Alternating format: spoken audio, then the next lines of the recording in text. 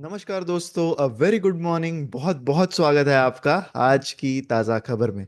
हमेशा की तरह हम ग्लोबल न्यूज़ के साथ ही शुरू करेंगे, लेकिन आज ग्लोबल न्यूज़ के साथ ही, इनफैक्ट ग्लोबल न्यूज़ के पहले, हम आज स्टार्ट करने वाले हैं बिलीव इट और नॉट से, क्योंकि वर्ल्ड इकोनॉमी से रिलेटेड ऐसी चीज़ हुई है जो ना सिर्फ एक न्यूज़ है global economy point of view से, बट इसमें बहुत सारी चीज़ें ऐसी भी है जो बिलीव इट और नॉट सेक्शन के लायक है। एंड इसीलिए हम इसको स्टार्ट में कवर कर रहे हैं, ताकि इसी से जो हमारी ग्लोबल न्यूज़ है वो रिलेटेड है, तो उसकी बात हम कर लेंगे। शायद बहुत लोगों ने ये गेस कर लिया होगा, पर बिलीव इट और नॉट पे हम बात करने वाले हैं डीप सीक के बारे में। तो डीप सीक नाम का एक एआई मॉडल चाइना ने डेवलप किया है, which has caused lot of triggers in the world economy. पिछले हम कुछ दिनों से देख रहे हैं, वैसे तो 2-3 दिनों से इसका इम्पैक्ट दिखा है, पर कुछ हफ्तों से और कुछ महीनों से इस पर डेवलपमेंट चल रही थी, कुछ काम चल रहा था। अल्दो वो सिर्फ अब सामने आया है कि किस एक्सटेंट तक का काम यहाँ पर चाइना ने इस पर किया है। तो चाइना ने एक एआई स्टार्टअप रिलीज किया, जिसका लेटेस्ट एआई मॉडल पिछले हफ्ते में आया। इस मॉडल का नाम है R1, जिसने परफॉर्म किया है at par with OpenAI and Anthropic's latest models. तो ओवरऑल परफॉर्मेंस वाइज अगर देखें, तो ये जो एआई मॉडल है that is performing at par with some of the AI models of companies like OpenAI, जिनका चैट जीपीटी 4.0 जो है, उसके कंपैरिजन में सिमिलर परफॉर्मेंस ये एआई मॉडल ने दिया है। इसके पहले R1 के पहले जो डीप सिक का मॉडल था V3 जिसका नाम था, उसको ट्रेन किया गया सिर्फ 2000 एनवीडिया चिप्स पर। सिर्फ 2000 क्यों है? बिकॉज इन कॉन्ट्रास्ट, जो टिपिकली एक एआई के लिए यूज होने वाले चिप्स हैं, they range from somewhere between tens of thousands of chips जो जनरली यूज होते हैं। उसके कंपैरिजन में यहाँ पे सिर्फ 2000 एनवीडिया के चिप्स यूज हुए हैं। एक और इसमें बिलीव इट और नॉट ये है कि डीप सिक जो ट्रेन कर रहा है उनके R1 मॉडल को, उनका ये क्लेम है कि they have done this at a cost of just $5.6 million. Just $5.6 million, जबकि जो यूएस के एआई कंपनीज है, they are spending almost billions on their AI machinery. तो मोर और less the world is taking cognizance, world economy जो है वो इस चीज को शायद देख रही है कि एक एआई मॉडल शायद चाइना ने यहाँ पर डेवलप किया है, which is costing much lesser, and जिसको प्रोसेसिंग के लिए मच लेसर चिप्स की जरूरत है। तो and it is performing at par with the other AI models. तो इससे क्या क्या डिसरप्शन आ सकता है, ये एक बड़ी चीज है। इसमें एक और बिलीव इट और नॉट ये है कि एनवीडिया जो चिप्स में बहुत बड़ा मार्केट शेयर रखती है, एंड एआई की जो रैली आई है उसमें बहुत ही बड़ा बेनिफिशियरी रहा है ये कंपनी। तो at one point of time इनका स्टॉक कल इतना गिर गया कि it had wiped off almost $500 billion of market cap from Nvidia. तो आप समझ सकते हो कि एक टेक्नोलॉजी रिलेटेड डिसरप्शन जब आता है, तो वो किस एक्सटेंट तक की चीजें चेंज कर सकता है, उसका हमने यहाँ पर एक जस्ट प्रूफ देखा है। अब ये डीप सीक एक्चुअली उस लेवल का जो एआई मशीनरी है, उस लेवल की एआई मशीनरी है या नहीं, वो तो हमें आने वाले दिनों में पता चलेगा, because it is still too early. But जो अर्ली इंडिकेशंस दिख रहे हैं यहाँ पर, वो बहुत चेंजिंग है। हर हर हर घंटे में कोई नई न्यूज आ रही है regarding this, about changing things. Deep seek का जो एआई जो इंटरफेस है, उस पे हैकिंग अटेम्प्ट्स भी हुए थे कल।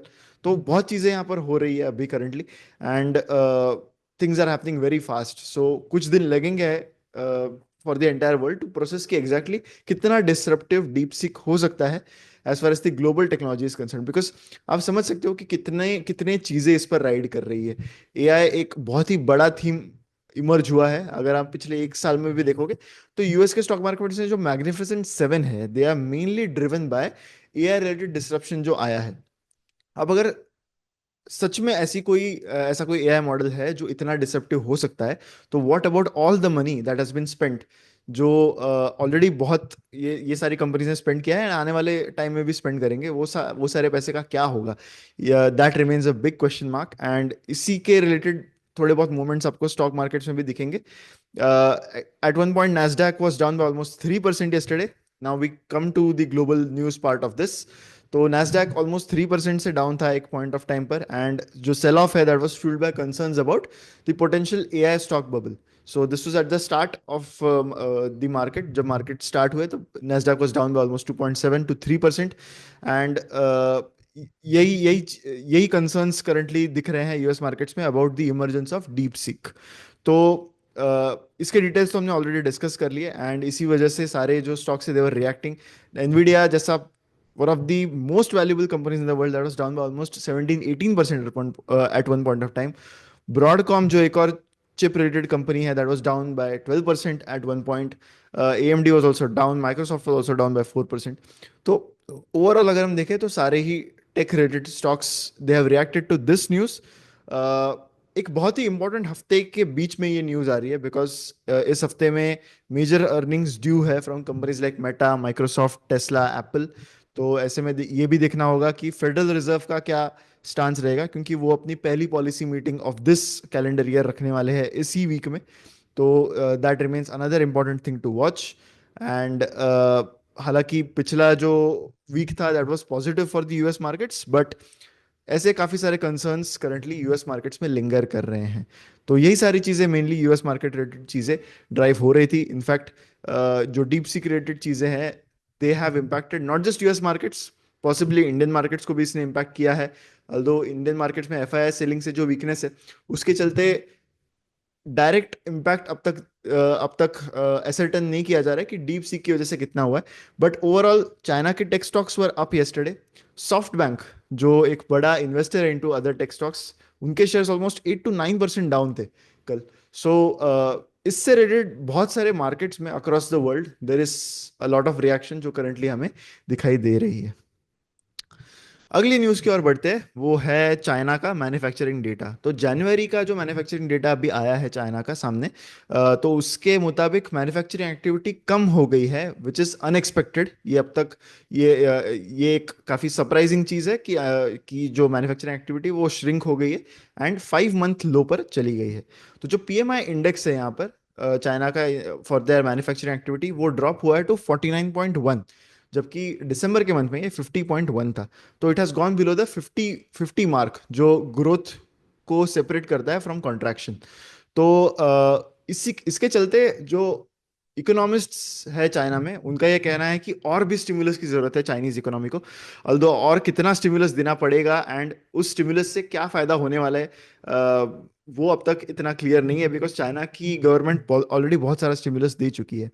जो $18 ट्रिलियन की इकोनॉमी है, उसका जो चाइना की इकोनॉमी है, उनका टारगेट था ऑफ अराउंड 5% ग्रोथ फॉर 2024, जो उन्होंने लगभग अचीव कर ली है for the last calendar year. जो थ्रेट्स करंटली दिख रहे हैं उनको, वो यही है कि डोनाल्ड ट्रंप की गवर्नमेंट हैज़ थ्रेटेंड कि वो 10% का टैरिफ लगाएंगी on Chinese import starting from 1 February, जिससे चाइना जैसी कंट्री जिसका बहुत heavy reliance on exports, specially ऐसे टाइम पर जहां पर उनकी domestic economy is not really consuming that well, तो ऐसे में उनकी इकोनॉमी के लिए एक्सपोर्ट्स का बेहतर करना और भी ज़्यादा महत्वपूर्ण है। तो ऐसे में ये चीज़ें बहुत मेजर हैम्पर हो सकता है चाइना की इकोनॉमी के लिए। तो यही चीज़ें करंटली देखनी होगी। चाइना का जो ट्रेड सरप्लस था पिछले साल का, वो $1 ट्रिलियन का था, mainly because of outbound shipments and weak domestic demand. तो इससे उनकी करेंसी भी वीक हो रही थी, बट करेंसी वीक होने की वजह से उनके एक्सपोर्ट्स और ज्यादा कॉम्पिटिटिव होने लगे ग्लोबली। तो ये सारी चीजें पिछले साल में मेनली चेंज हुई है। चाइना के जो पॉलिसी मेकर्स हैं उन्होंने प्रॉमिस किया है कि और भी स्टिमुलस आएगा 2025 में। अल्दो अभी भी कंसर्न्स है कि इंडस्ट्रियल अपग्रेड्स एंड इंफ्रास्ट्रक्चर में क्या एग्जैक्टली exactly स्टिमुलस से फर्क पड़ सकता है या नहीं पड़ सकता है, वो आगे देखना होगा।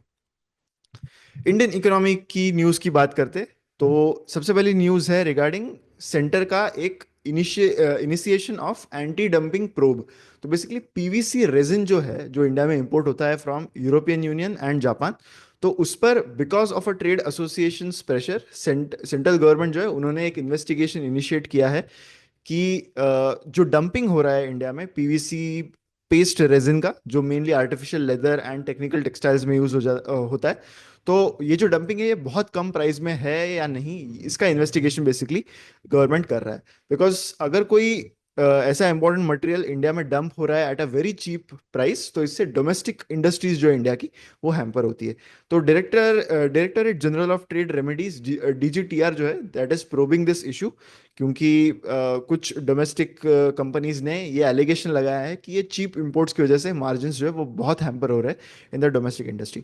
केमप्लास्ट सनमर जो एक लिस्टेड कंपनी है, उन्होंने ये पिटिशन फाइल की, रिक्वेस्टिंग की ये जो एंटी डंपिंग ड्यूटीज है यहाँ पर वो इम्पोज किए जाए क्योंकि ये जो लो प्राइस्ड इंपोर्ट्स है वो लोकल इंडस्ट्री को बहुत हार्म कर रहे हैं। तो अगर ये इन्वेस्टिगेशन प्रूव करता है कि ये डंपिंग से बहुत हार्म पहुंच रहा है डोमेस्टिक इंडस्ट्री को, तो हो सकता है कि डीजीटीआर जो है वो रेकमेंड करेगा कि anti dumping duties PVC resin पर लगाए जाएं। उससे वो that could be a good news for जो कंपनीज इंडिया में पीवीसी रेजिन बना रहे हैं। एंटी डंपिंग इन्वेस्टिगेशंस जो है वो इसी इसी चीज को जो है वो देखने की कोशिश करते हैं कि कोई चीप इंपोर्ट्स इंडिया के मार्केट को फ्लड तो नहीं कर रहे। प्रीवियसली इंडिया ने एंटी डंपिंग ड्यूटीज बहुत सारे प्रोडक्ट्स पर लगाई है from various countries including China. तो यहाँ पर देखना होगा कि इन्वेस्टिगेशन में क्या कंक्लूजन उभर कर आता है। इंडिया के फिनिश्ड स्टील के जो इंपोर्ट्स है from China, they have hit a 7 year high. अगर हम पीरियड देखें फ्रॉम अप्रैल टू दिसंबर, तो ये 9 मंथ पीरियड में 7 ईयर हाई हिट कर गए हैं इंडिया के imports of steel from China. तो ऑब्वियसली इससे फिजिकल डेफिसिट को बहुत बड़ा प्रॉब्लम यहाँ पर हो रहा है। बट चाइना स्टील जैसी कमोडिटी के लिए इंडिया को डिपेंडेंट रहना पड़ रहा है from from the importers. China जो है वो लार्जेस्ट एक्सपोर्टर रहा of finish steel to India during this period. Combined shipments अगर हम चाइना, कोरिया एंड जापान से अकाउंट फॉर करें तो वो 79% है of India's total finish steel imports. South Korea के भी finished steel imports have increased by 7.2% on on year basis. Japan से भी काफ़ी बड़े हैं। Overall India's finish steel imports जो है वो 6 ईयर हाई भी पहुंच 6 ईयर हाई तक पहुंच गए हैं। एंड इंडिया जो है वो second largest crude steel producer है इन द वर्ल्ड।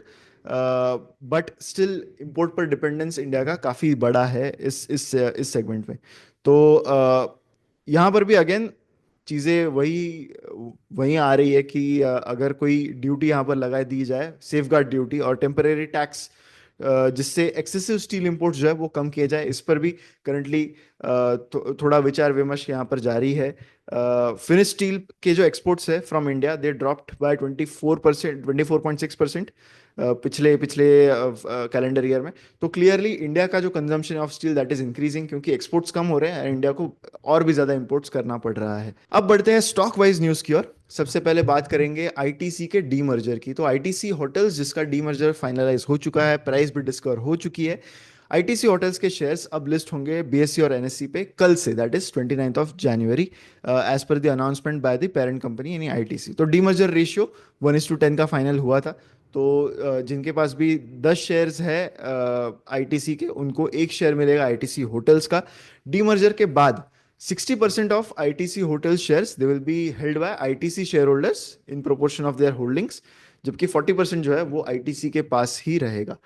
तो स्पेशल ट्रेडिंग सेशन कंडक्ट हुआ था ऑन 6 जनवरी, जहां पर प्राइस डिस्कवरी हुई थी। एंड अब कल जाकर आईटीसी होटल्स का स्टॉक अलग से लिस्ट होगा। अब बात करते हैं कुछ इंपॉर्टेंट रिजल्ट्स की। सबसे पहले सीडीएसएल का रिजल्ट, सीडीएसएल के रिजल्ट की बात करते हैं। सीडीएसएल का share price was down by almost 10% yesterday, क्योंकि Q3 के प्रॉफिट्स काफ़ी ज़्यादा गिर चुके हैं ऑन अ सीक्वेंशियल बेसिस अगर हम देखें तो ऑपरेटिंग इनकम हालांकि कम ही हुई है पिछले सीक्वेंशियल क्वार्टर से। एबिटा भी गिरा है by 37%, net profit has dropped by 38%। तो क्लियरली एक एक जो इंक्रीजिंग क्लाइंट्स थे, increasing number of demat accounts जो होते आ रहे थे अब तक, तो वो Q3 में बहुत बड़ा डेंट उस पर पड़ गया है। एंड स्टॉक मार्केट अब उस चीज़ को प्राइस इन करने की कोशिश कर रहा है। तो around 92 lakh new accounts open हुए दिसंबर क्वार्टर में, which is the lowest number since the December quarter of FY24, right. Compare to 1.18 crore accounts जो सितंबर में आए थे। तो काफी बड़ा ड्रॉप है एक्चुअली, क्योंकि Q2 में 1.18 करोड़ थे, वहां से 92 लाख आ गए।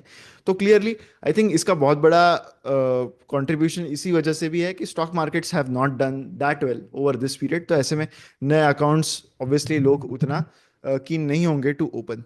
तो demat custody at the end of December quarter stood at 75 lakh crore rupees. And इसी के चलते स्टॉक्स, जो कैपिटल मार्केट से रिलेटेड बाकी स्टॉक्स भी जो है, एएमसी स्टॉक्स की बात की जाए या फिर बाकी स्टॉक्स भी जो है, वो सारे इस चीज़ को प्राइसिंग कर रहे हैं कि अब ट्रेडिंग एक्टिविटी, नए अकाउंट ओपनिंग की एक्टिविटी, ये सारी चीज़ें अब थोड़ी सी स्लो डाउन होने लगी है, mainly because of the correction in the overall markets itself. Kaynes technologies के Q3 रिजल्ट्स सामने आए। कंपनी का नेट प्रॉफिट बढ़ा है by 47%। Overall the number looks decent, लेकिन इस अर्निंग सीजन में हुआ ऐसे है कि जहां पर भी एक वैल्यूएशन प्रीमियम है, in spite of good results the stock market has reacted negatively to it. तो ओवरऑल अगर मैं समराइज भी करना चाहूँ तो मोर और लेस इस अर्निंग सीजन में रिजल्ट्स उतने बुरे नहीं रहे हैं, problem has been the valuations. और बहुत बार यही देखा गया है कि जिस प्रकार के रिजल्ट्स, जिस प्रकार के अर्निंग्स इंक्रीज आए हैं, they are not justified the valuations जो बहुत सारे स्टॉक्स में दिखा है। अब केन्स टेक्नोलॉजीज के केस में काफी सारा करेक्शन ऑलरेडी आया है पिछले कुछ दिनों में। तो अब देखना होगा कि स्टॉक मार्केट्स इस पर कैसे रिएक्ट करते हैं। रेवेन्यू कंपनी का अराउंड 30% से बढ़ा है on year basis. EBITDA has increase by around 35%। Profits have increase, so clearly उनका मार्जिन जो है यहाँ पर इंप्रूव हुआ है। ये कंपनी एक काफी बड़ी कंपाउंडर रही है in terms of wealth creation also, and in terms of जो फाइनेंशियली इन्होंने जो है अपने कैपेसिटीज बढ़ाए हैं, जो इन्होंने केपेक्स किया है, सेमीकंडक्टर का प्लांट का अप्रूवल उनको रिसेंटली ही मिला था। तो बहुत सारी चीजें कंपनी के फेवर में भी गई है, but let's see how the stock markets react to these results. अब बात करते हैं बजाज हाउसिंग फाइनेंस के Q3 रिजल्ट्स की। Profit after tax has increased by 25%। Net interest income भी 25% से बढ़ा है इस क्वार्टर के लिए। मेनली जो ग्रोथ है that was driven by strong credit demand, mainly premium residential real estate sector. ये एक मेजर डिमांड ड्राइवर रहा है कंपनी के लिए इस क्वार्टर के रिजल्ट्स में। लोन असेट्स जो है वो 31% से इंक्रीज हुए हैं, जबकि असेट्स अंडर मैनेजमेंट यानी AUM हैज इंक्रीज बाय 26%। तो ओवरऑल असेट क्वालिटी भी स्ट्रांग दिखी है। तो ओवरऑल यू कुड से कि these are good result numbers from Bajaj housing finance. तो अब देखना होगा कि लाइक आई सेड पिछले रिजल्ट के टाइम भी, कि अब देखना होगा कि कैसे markets react to these things. JSW group जो है that is going into copper mining with a 2600 crore investment. तो ये इनफैक्ट इंडिया का पहला प्राइवेट प्लेयर होगा जो कॉपर माइनिंग में एंटर कर रहा है। कंपनी ने 2 कॉपर माइन के ब्लॉक सिक्योर किए हैं in Jharkhand from Hindustan Copper, and ये माइंस जो है they are expected to be partly operational by 26-27 financial year. तो 3 मिलियन टन पर एनम की कैपेसिटी यहाँ पर होगी once this mine is fully ramped up. तो एट फुल कैपेसिटी इतनी उसकी कैपेसिटी होगी। एंड जो कॉपर कॉन्सेंट्रेटर प्लांट है वो ग्रुप खुद ही सेटअप करेगा। तो JSW ग्रुप जो है that will be responsible for development and operational management of the mines, and Hindustan copper जो है वो टेक्निकल सपोर्ट देगा एंड एक शेयर ऑफ रेवेन्यू भी उनसे इसके लिए लेगा। तो कॉपर जैसा जो मटेरियल है उसका ऑब्वियसली बहुत बड़ा स्ट्रेटेजिक इंपॉर्टेंस है in terms of sectors like electric vehicles, renewable energy, electronics and construction. And India currently one of the largest importers of copper globally। लेकिन कुछ सिग्निफिकेंट रिजर्व्स भी है इंडिया के पास, राजस्थान, मध्य प्रदेश एंड झारखंड में। तो उन्हीं को एक्सप्लॉइट करने की कोशिश JSW ग्रुप यहाँ पर करेगा। इसी के साथ हमारी न्यूज़ यहीं पर ख़त्म होती है। मैं आशा करता हूँ कि आज का वीडियो आपको अच्छा लगा होगा, इंसाइटफुल लगा होगा। अगर ऐसा है तो वीडियो को लाइक करना मत भूलिए एंड शेयर भी कीजिए विद मैक्सिमम पीपल। मिलेंगे अगले वीडियो में। Thank you so much.